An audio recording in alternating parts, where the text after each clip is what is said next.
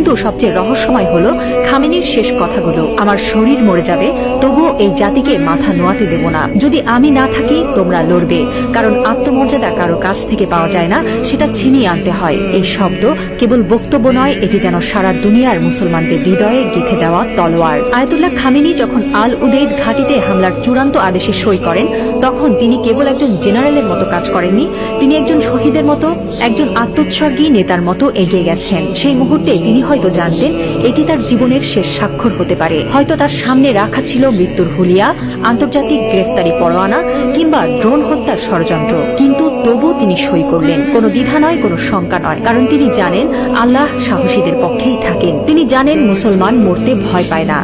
যারা আল্লাহর পক্ষে থাকেন তারা জানে মৃত্যু মানেই পরাজয় নয়, বরং আত্মত্যাগী বিজয়ের শুরু। এই একজন মানুষ এখন আর কেবল ইরানের নেতা নন, তিনি হয়ে উঠছেন সারা বিশ্বের মুসলিম উম্মার প্রতীক। একজন বিশ্বাসী, একজন অটল মুজাহিদ, একজন সাহসী পিতার মতো তিনি বলছেন, আমি থাকি বা না থাকি তোমরা লড়বে। হ্যাঁ মুসলিম উম্মাহ, তোমরা মাথা নিচু করো না। লা ইলাহা ইল্লাল্লাহ, আল্লাহ ছাড়া আর কোনো ইলাহ নেই।